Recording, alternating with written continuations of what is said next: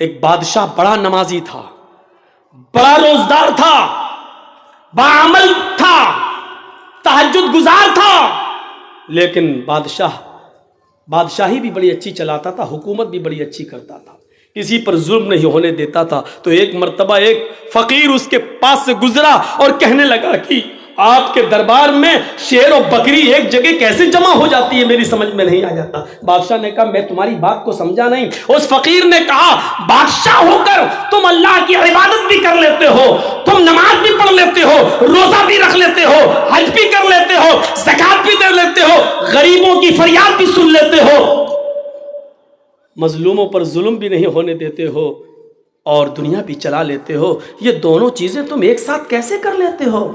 बादशाह ने कहा देखना चाहते हो कि हाँ। कहा 2 जल्लाद को बुलाओ। 2 जल्लाद आ गए। कहा तलवार निकालो। जल्लादों ने तलवार निकाली। बादशाह ने अपने एक नौकर से कहा 1 प्याला पानी ले आओ। पानी ले आए। उस फकीर से कहा पानी पकड़। उस फकीर ने पानी का प्याला पकड़ा और सुनो, उस फकीर ने पानी का प्याला पकड़ा। कहा जाओ पूरा शहर इसको घुमा दो। और उस फकीर से कहा जाओ मेरे पूरे शहर में मेरी आवाम को देख लो कि कैसे वो अमल कर रही है, क्या कर रही है, क्या नहीं कर रही है, नमाज कितना पढ़ रही है, रोजा कितना रख रही है, जुल्म कितना कर रही है। पानी का प्याला अपने हाथ में लो, जाओ और देखो। और उन दोनों जल्लादों से कहा अगर इस पानी के प्याले में से एक बूंद भी छटक कर जमीन पर गिर जाए तो इस फकीर की गर्दन काट देना और मेरे पास ले आना। फकीर कहता कम बखत, मैंने तो पूछा था कि कैसे, इसने तो मुझे मुसीबत में डाल दिया। लेकिन बादशाह का हुक्म, जल्लाद ने कहा चल। अब वो पानी का प्याला लेके चल रहा है, धीरे धीरे चल रहा कि पानी की कहीं बूंद गिर न जाए। एक कतरा भी गिरा तो जल्लाद मेरी गर्दन उतार लेंगे। पूरा शहर का चक्कर लगाने के बाद बादशाह के पास आया। बादशाह ने पानी का प्याला पकड़ा, रख दिया और कहा आए फकीर बता तुझे मेरा शहर कैसा लगा। फकीर ने कहा कौन सा शहर, बता मेरी बिल्डिंगों का क्या हाल था, मेरी आवाम कैसी लगी। कहा बादशाह सलामत, आपने मुझे इस लायक ही कहां छोड़ा था कि मैं आपकी आवाम देख सकूं, आपकी बिल्डिंग देख सकूं, आपके इमारतें देख सकूं, आपकी रियाया का मुआयना कर सकूं। आपने कह दिया था कि अगर एक बूंद भी गिरी तो तेरी गर्दन काट देंगे। मेरी नजर तो प्याले पर थी, शहर में क्या हो रहा है मुझे कुछ भी नहीं मालूम। बादशाह ने कहा यही जहन्नम का डर, यही अल्लाह के अज़ाब का डर मुझे हर वक्त लगा रहता है, इसलिए मैं बंदों के हुकूक भी पूरा करता रहता हूं और अल्लाह रब्बुल आलमीन की इबादत भी पूरी करता रहता हूं। अल्लाह की इबादत में भी कमी नहीं होने देता हूं और मैं अपनी रियाया के साथ भी कभी जुल्म नहीं होने देता हूं, क्योंकि मुझे जहन्नम का नक्शा, जहन्नम का खौफ, अज़ाब कब्र का डर मुझे हर वक्त लगा रहता है। मेरे प्यारे साथियों, एक नौजवान जब ये तसव्वुर कर ले कि हम शराब की बोतल पी रहे हैं इसका अजाब कितना है, हम जो जुआ खेल रहे हैं इसका अजाब कितना है, कलिया चक्की सड़कों पर बिकने वाली लॉटरी उसकी पर्चियां हम खरीद रहे हैं इसका अजाब कितना है, अगर ये तसव्वुर वो अपने दिमाग में कर ले कि इसका हिसाब हमें अल्लाह के यहां देना होगा, तो मेरे भाइयों फिर उसका दिमाग कभी इन चीजों के अंदर नहीं लगेगा। आज हम इसलिए दूर हैं इन तमाम चीजों से क्योंकि जहन्नम का खौफ और अज़ाब कब्र का डर नहीं है हमें और हमारे और आपके अंदर। इसलिए तसव्वुर कीजिए कि बादशाह ने क्या कहा था, पानी देख रहा गिर न जाए। अब वो कह रहा बताओ कैसा लगा शहर, का तेरा बुरा हो, तूने शहर देखने के लायक ही कहां छोड़ा हमको। जो आदमी जहन्नम के अजाब से डर जाए और अल्लाह के अजाब के बारे में तसव्वुर कर ले, फिर वो आदमी दुनिया में क्या रह जाता है, उसको अच्छी लगेगी। ये दुनिया बहुत बूढ़ी हो चुकी है मेरे भाइयों, सुन लो। ये बहुत दिनों से अल्लाह के रसूल को तो गए हुए 1400 साल हुआ है, नबी से पहले ईसा और नबी के दरमियान 500 साल का फासला, फिर ईसा से पहले कोई नबी, फिर उनके दरमियान फासला, और ऐसे लेते हुए चले जाओ हजरत आदम अलैहिस्सलाम तक। वहां के बाद से इस दुनिया को सोचो और सोच कर गौर करो कि ये दुनिया कितनी उम्र रसीदा हो चुकी है। लेकिन जब एक औरत बूढ़ी हो जाए तो रिश्ता नहीं आता है उसके पास। एक औरत बूढ़ी हो जाए तो उसको कोई देखने के लिए तैयार नहीं होता है मेरे भाइयों, क्योंकि वो बूढ़ी हो चुकी है। अब वो ना बच्चे पैदा करने के लायक रह गई है, ना शादी के लायक रह गई है। ये दुनिया जो इतनी बूढ़ी हो चुकी है, आए नौजवान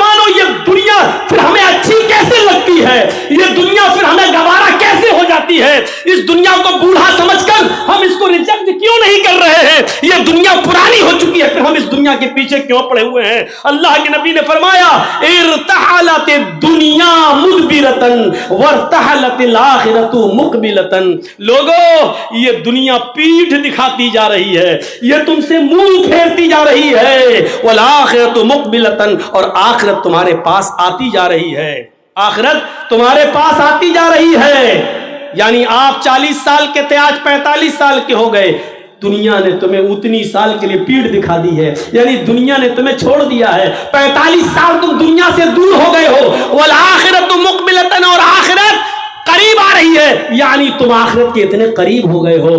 5 साल के बाद तुम 50 साल के हो जाओगे। दुनिया 50 साल तुमसे दूर हो जाएगी और आखिरत तुमसे और करीब हो जाएगी 5 साल। तो क्या कहा? इरतहलत दुनिया मुदबिरतन, दुनिया पीठ दिखा रही है। दुनिया तुम्हें पीठ दिखाकर पीछे की तरफ भाग रही है, तुम्हें अकेला छोड़ती हुई जा रही है। वल आखिरतु मुकबिलतन, और आखिरत तुम्हारे करीब आती जा रही है।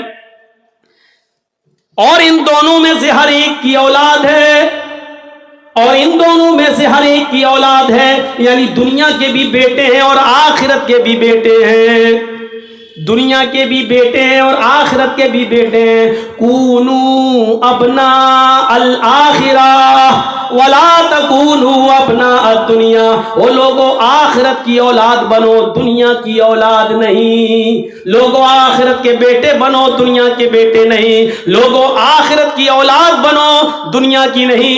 ये वो दुनियाएं, वो दुनिया जिसका तुम बेटा बनना चाहे तो ये बाप तुम्हें छोड़ देगा, लेकिन आखिरत ऐसा बाप है तुम्हारा जो तुम्हें हर हाल में लेकर रहेगा। लेकिन वहां आमाल चलेंगे, वहां ये नहीं देखा जाएगा कि तुम ओरिजिनल में किसके बेटे थे। यही बात तो अल्लाह के नबी जनाब मोहम्मद रसूलुल्लाह सल्लल्लाहु अलैहि वसल्लम ने कही थी, आए मेरी बेटी फातिमा दुनिया में जो चाहे मुझसे मांग ले, दुनिया में जो चाहे मुझसे ले ले। या फातिमा बिन्त मोहम्मद सलीनी मिन माली मा शि'ति इन्नी ला उगनी अन्की मिनल्लाहि शैया। आए मेरी बेटी दुनिया में जो चाहे मुझसे ले ले, दुनिया में जो फरमाइश करना चाहे मैं पूरी कर दूंगा, लेकिन आखिरत में मैं तेरे कोई काम नहीं आऊंगा। वला उगनी अन्की मिनल्लाहि शैया, कयामत के दिन में तेरे कोई काम नहीं आऊंगा।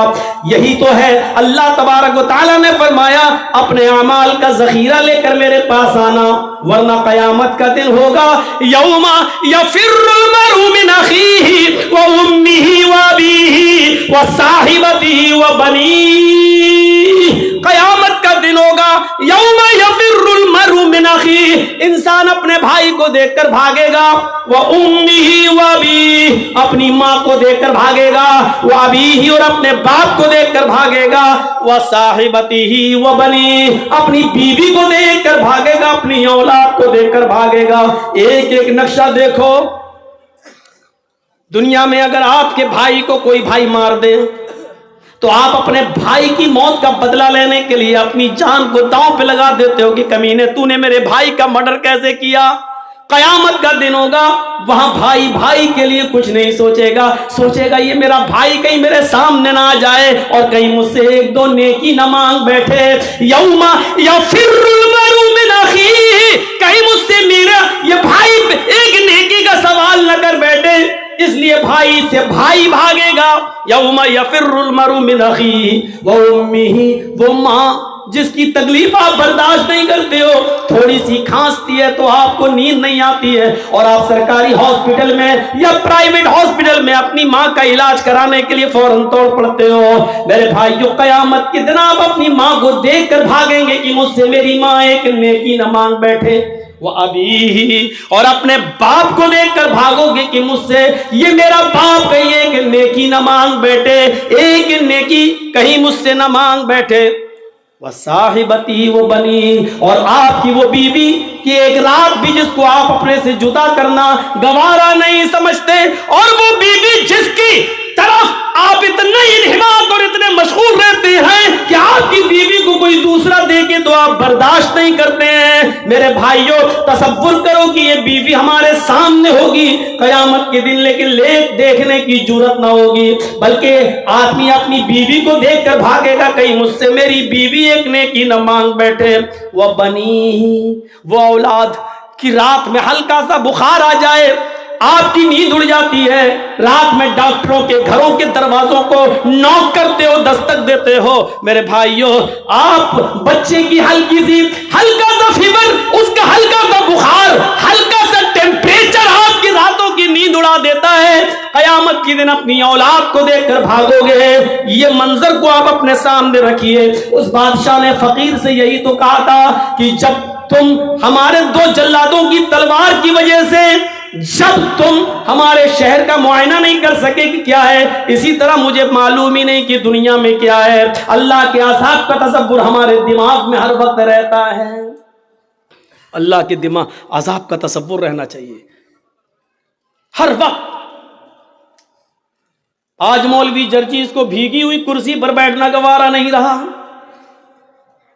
अपने हाथ से आज कुर्सी साफ करना पड़ रही है। ये चीज हमें क्या बता रही है कि इंसान को हर चीज के साथ समझौता करना चाहिए, हर चीज को अपने अंदर एडजस्ट करना चाहिए। मैंने अपने सभापति साहब जो है मौलाना मज़ाहिर साहब, उनके कान में ही कह दिया था कि आज मैं खड़े ही होकर बोलूंगा। मेरे भाइयों, हमें और आपको तसव्वुर करना चाहिए कि एक छोटी सी थोड़ी सी कुर्सी का भीगा पंजर जीत साहब को गवारा नहीं है। अंदाजा लगाइए कि फिर जहन्नम की जांसोस तपिश कैसी होगी, अल्लाह का अज़ाब कैसा होगा। ये कौन सोचेगा?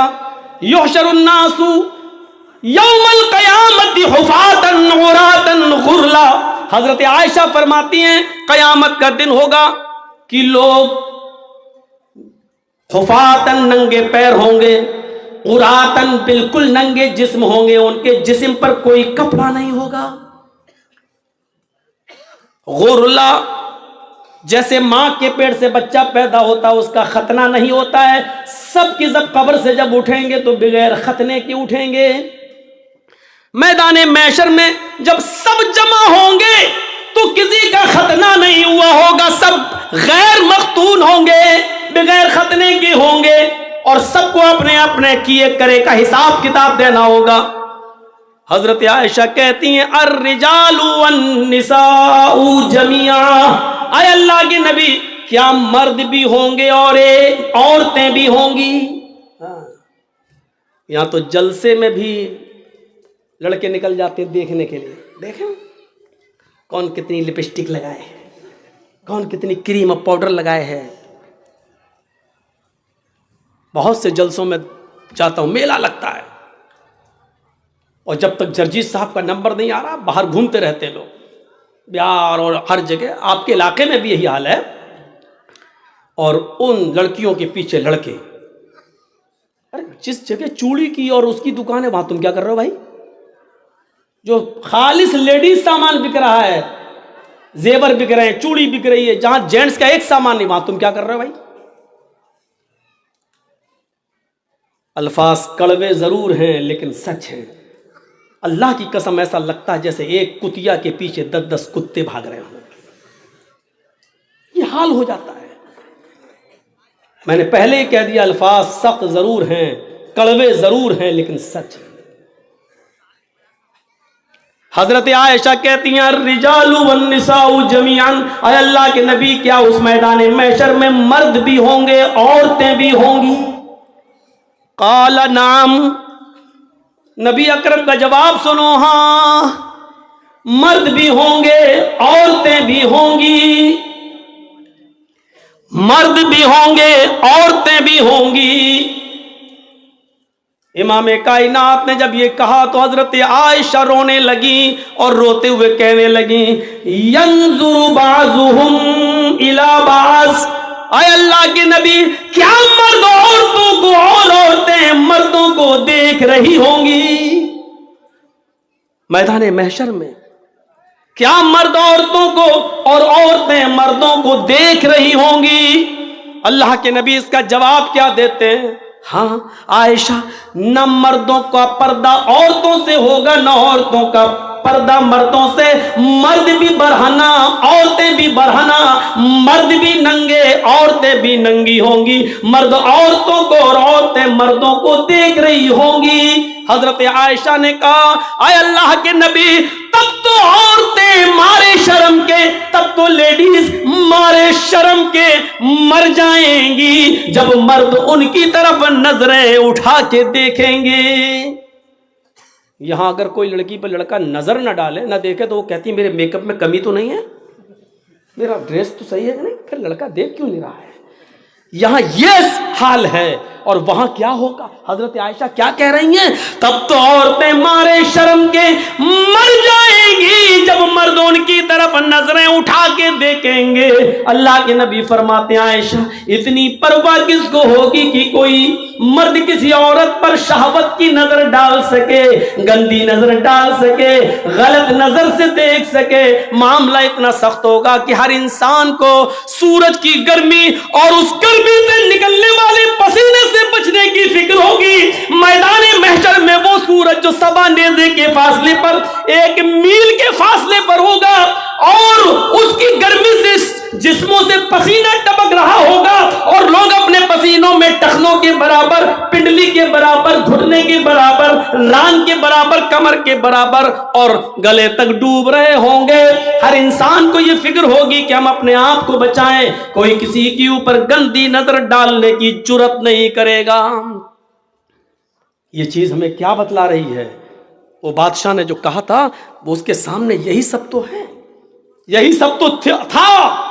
अल्लाह के नबी से किसी ने पूछा आपकी उम्र 63 साल 63 साल, इतनी ज्यादा तो नहीं हुई है कि दाढ़ी के बाल सफेद हो जाएं। आजकल तो 40 साल की उम्र में, 30 साल की उम्र में सफेद होने लगते हैं। उसकी वजह यह है कि जो भी हम साबुन इस्तेमाल करना चाहते कर लेते हैं केमिकल वाला, जो शैम्पू लगा रहे हैं वो है, और जो तेल जो भी ऑयल हम सर में डाल रहे हैं इस वजह से आज इन केमिकल, वरना 60 साल की उम्र तक बाल कहाँ सफेद होते हैं। तो मेरे भाइयों, अल्लाह के रसूल से साहबा ने कहा आपके बाल उम्र से पहले सफेद कैसे हो गए हैं, आपके ऊपर बुढ़ापा कैसे नजर आ रहा है। तो अल्लाह के नबी ने जवाब ये नहीं दिया था कि मेरी 4 बेटी है, ज़ैनब, रुकैया, उम्मे कुलसूम और फातिमा, मुझे इनकी शादी करना है, इनका घर बसाना है, इनके लिए लड़के देखना है। ये जवाब नहीं दिया था कि मुझे बेटियों की टेंशन है, मुझे बेटों की टेंशन है। अल्लाह के नबी ने इसका जवाब ये दिया था कि मुझ पर जो बुढ़ापा टाइम से पहले जो तुम देख रहे हो, बिफोर टाइम, जो बुढ़ापा मेरे अंदर देख रहे हो, जो ओल्डनेस मेरे अंदर देख रहे हो,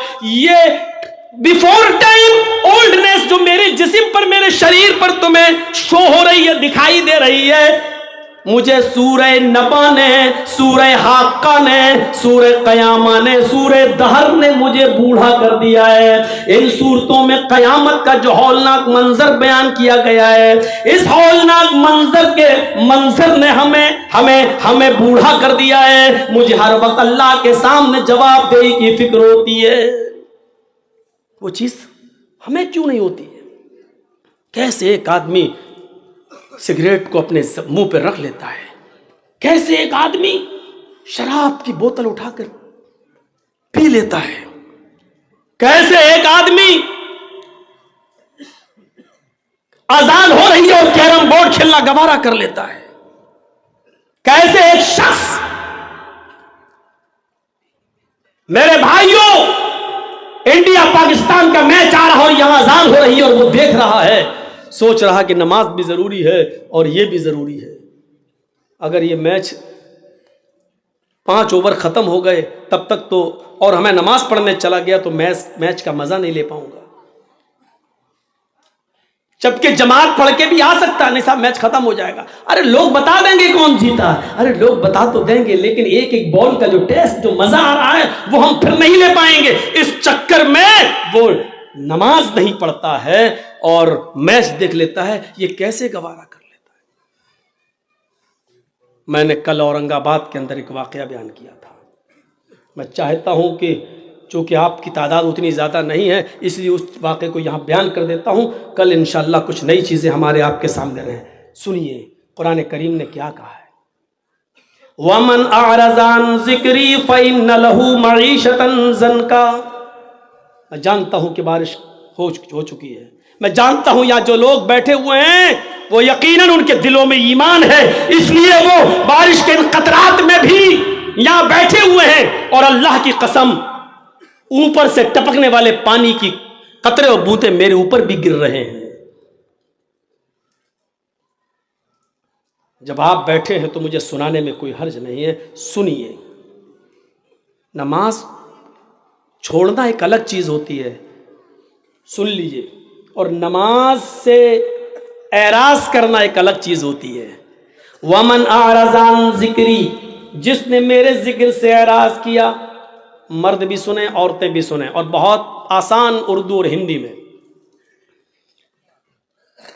जो मेरे जिक्र से एराज करेगा, जो मेरे जिक्र से एराज किसको कहते हैं, चलिए पहले पता, जो मेरे जिक्र से नहीं नमाज से मुंह फेरेगा, मुंह मोड़ेगा, फ़इन्न लहू मईशतन ज़ंका, हम उसके लिए रोजी तंग कर देंगे। रोजी बंद कर देंगे नहीं कहा अल्लाह ने, रोजी तंग कर देंगे, यानी पैसा तो बहुत आएगा उसके पास लेकिन रुकेगा नहीं। आप लोगों के मोबाइल में इसकी आवाज़ ना चली जाए, इसको कट कर देना, वरना लोग कहेंगे मौलाना जर्जीस जंगलों में भी तकरीर करते हैं, और ईमान ताज़ा हो जाएगा लोगों का। तो थोड़ा सा इस आवाज़ की कटिंग कर दीजिएगा, वो उनका काम है। वमन आरज़ान ज़िक्री फ़इन्न लहू मईशतन ज़ंका, जो अल्लाह के जिक्र से एराज करेगा, मुंह मोड़ेगा, हम उसकी रोजी बंद कर देंगे। बंद नहीं, तंग कर देंगे, टाइट, उसकी रोजी को हम तंग कर देंगे। तंग करने का मतलब होता है पैसा बहुत आएगा लेकिन रुकेगा नहीं। 50,000 रुपये एक दिन में हमारी आमदनी हो गई, लेकिन शाम तक कभी बीवी बीमार, कभी बच्चा बीमार, कभी बाप बीमार, सब खत्म। 5,000 कर्ज और ले लिया। होता है कि नहीं होता ऐसा बहुत से? हमारे और आपके साथ जब ऐसा होता तो हम लोग क्या करते हैं, मौलाना साहब, मस्जिद के इमाम के पास जाते हैं, मौलाना साहब क्या बरकत नहीं हो रही है? कैसी बरकत? अरे पैसा तो बहुत आता है लेकिन रुकता नहीं है। तो वो मौलवी क्या कर लेगा? अगर मौलवी के पास पैसे को रोकने की ताकत होती तो बेचारा 5,000 रुपए में वो क्यों नमाज पढ़ाता? अल्लाह ने बताया तुम जब मेरी जिक्र मेरी नमाज से मुंह मोड़ोगे, हम तुम्हारी रोजी तंग कर देंगे। तुम नमाज 5 वक्त की पढ़ना शुरू कर दो और पाबंदी के साथ पढ़ना शुरू कर दो। अजान के वक्त तुम्हें काम की फिक्र नहीं, नमाज की फिक्र होनी चाहिए, जमात की फिक्र होनी चाहिए। फिर देखो तुम्हारी रोजी में कैसे बरकत होती है। 50,000 नहीं आएगा, 2,000 आएगा लेकिन रुकेगा। आप 1,800 खर्च कर पाएंगे लेकिन 200 बचेगा। 1,000 आएगा, आप 800 खर्च कर पाएंगे लेकिन 200 बचेगा। यहां तो 50,000 आ रहा है, बचता ही नहीं है। कोई ये बीमार, कोई वो बीमार, कोई। एराज किसको कहते हैं? अब सुन लीजिए एराज क्या है। बारिश हो रही है, हमारा गल्ला, हमारा धान सूखे में घर के आंगन में रखा हुआ है और बाहर हम क्रिकेट खेल रहे हैं। किसी ने कहा साहब बारिश हो रही है, धान भीग जाएगा, लेकिन हम क्रिकेट में लगे हैं। इसको कहा जाता है धान से एराज करना, यानी इसको अपनी रोजी रोटी की फिक्र नहीं है, क्रिकेट की फिक्र है। एक और मिसाल दे दूं,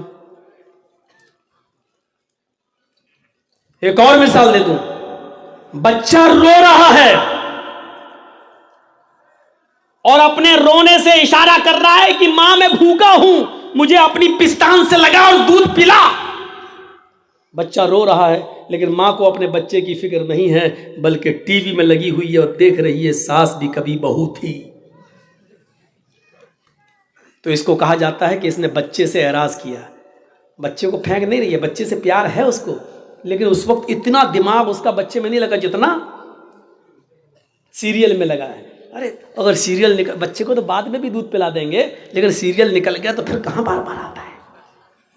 यही हाल है नमाज का। अजान हो रही है, नहीं मैच देख लूं पहले, क्योंकि नमाज तो बाद में भी कज़ा कर लेंगे, लेकिन मैच निकल गया तो कहां रोज रोज आता है। ये चीज, इसको कहते हैं नमाज से एराज। हमारा मकान जल रहा है और हम क्रिकेट खेल रहे हैं। कहा मकान जल रहा है, हमें फिक्र होनी चाहिए मकान को बचाने की। जो जल गया जल जाने दो, जितना बच गया कम से कम उसको पानी वानी डाल के उसको बुझाएं, लेकिन हमें उसकी फिक्र नहीं हो रही। हम क्रिकेट खेल रहे हैं, कैरम बोर्ड खेल रहे हैं। इस आदमी को कहा जाता है कि इसने एराज किया है अपने मकान से। अब आप समझ गए ना एराज किसको कहते हैं? जिस वक्त हमें जिस चीज की जरूरत है उससे दूर हो जाना और दूसरी चीज में लगे रहना जो गैर जरूरी है। अजान की आवाज आती है हय्या अलस सलाह, और हम उस वक्त मैच देख रहे हैं। याद रखिएगा, अजान की आवाज सुनने के बाद आप सिर्फ 2 ही काम कर सकते हैं, इसके अलावा तीसरा काम आपके लिए जायज नहीं है। अगर आप खाना खा रहे हैं और इसी बीच अगर अजान की आवाज हो आ जाती है तो आप खाना मुकम्मल कर लीजिए, पेट भरकर आप खा लीजिए, क्योंकि पेट की भूख बहुत बुरी चीज है। अगर ये कह देता अल्लाह ताला खाना खा के ना छोड़ो, उसी में जाओ, बीच में जाओ, तो हम नमाज पढ़ते दिमाग लगा रहता खाने में, जल्दी इमाम, और कहीं उसने पढ़ दिया होता अलिफ लाम मीम ज़ालिकल किताबुल ला रैब, कमीने इतनी लंबी सूरत, हमें भूख लगी है। तो इसलिए क्या कहा, पहले खाना खा लो। और दूसरी, अजान की आवाज़ आ रही है और हमें क़ज़ाए हाजत, पेशाब या लेटरिन की ज़रूरत है, तो पहले हम वो कर लें, वरना ऐसे करे रहोगे और पेट अंदर की तरफ धसाए रहोगे, कहीं यही ना निकल जाए। तो इसलिए ये काम कर लो। ज़रूरियात में ये चीज़ आती है। एक और अलग चीज़ है कि कोई बाप बीमार है और इमरजेंसी ज़रूरत है, उसको अभी ऑक्सीजन चाहिए और अजान की आवाज़ आ रही है, तो ऐसे मौके पर बाप को लेकर भागिए आप हॉस्पिटल, पहले ऑक्सीजन दीजिए और उसके बाद में नमाज पढ़ लीजिए। मिलती है जमात तो ठीक, नहीं तो बाद में क़ज़ा। नियत ये होनी चाहिए कि अगर बाप की तबीयत ख़राब नहीं होती तो मैं जमात के साथ नमाज अदा करता। ये चीज़ें, लेकिन मैच देखना, कैरम बोर्ड खेलना, खेती बाड़ी करना, खेत में दाना डालना, बीज बोना, खेत जोतना, इसमें लगे हैं और अजान की आवाज़ आ रही है और हम परवाह नहीं कर रहे हैं, तो इसको कहते हैं नमाज से एराज। वमन आरज़न ज़िक्री फ़इन्न लहू मईशतन ज़नका, जो नमाज से एराज करेगा, जो हमारे जिक्र से एराज करेगा, हम उसकी रोजी को तंग कर देंगे। अब कल वाला वाक़या वो हमारे यूपी का वाक़या है, लौनी गाजियाबाद से जो दिल्ली को एक सड़क जाती है बाई रोड, बीच में एक जगह पड़ती है लौनी, बहुत अमीर मुसलमान रहते हैं वहाँ पर, दौलतमंद लोग रहते हैं। सन 1995 के अंदर, 1995 के अंदर उस लौनी में 2 सगे भाइयों की शादी होना थी। 2 सगे भाइयों की शादी होना थी, कल उनकी बारात जाना थी। आज की रात उन्होंने रंग रलियां मनाने में गुजारी। ये दोनों सगे भाई दिल्ली जाते हैं, ही कितना दूर, गाजियाबाद से दिल्ली 50 किलोमीटर और बीच में लौनी, यानी तकरीबन 25 किलोमीटर वहाँ से दिल्ली। अपनी गाड़ी ली और तवाइफों को इकट्ठा किया और 10-12 तवाइफें इन्होंने सौदा किया और उन तवाइफों को लेकर आ गए।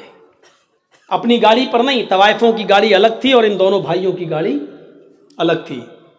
जब दिल्ली से ये तवाइफों को लेकर आ रहे थे तो दोनों भाइयों की गाड़ी आगे आगे चल रही थी और तवाइफों की गाड़ी पीछे पीछे। मगरिब के बाद इन तवाइफों को उसने खाना खिलाया और इशा की नमाज के बाद शुरू हो गया नाच गाना। मोहल्ले के अपने दोस्तों को इसने बुला लिया। इसका घर खचाखच भरा हुआ था, म्यूजिक बज रही थी, ढोल ताशे बज रहे थे और तवाइफे भी अपने चड़क भड़क लिबास के अंदर, नी मुड़ियां आधी नंगी। वो तवाइफे अपने पैरों में घुंघरू पहने हुए, पायले पहने हुए और उनकी छनकारें जमीन की ऊपर चलने लगी और उन तवाइफों के ठुमके मटकने लगे, उनकी कमर और उनके जिस्म अंगड़ाइयां लेने लगे और पूरी की पूरी रात नाच और गाने में गुजरती है। तवाइफें नाच रही हैं, गा रही हैं, नीमबर और अखलाक से गिरे हुए गाने भी वहां आ रहे हैं और ये अपने जिस्म की नुमाइश हो रही है, अपने फन का इजहार किया जा रहा है और ये शराब का दौर चल रहा है। नौजवान शराब पी रहे हैं, ये दोनों भाई भी शराब के नशे में चूर हैं और नाच गाने में मसरूफ हैं। देखिए अल्लाह के जिक्र से एराज करने का अंजाम क्या होता है। कैरम बोर्ड खेलने वालों सुनो, क्रिकेट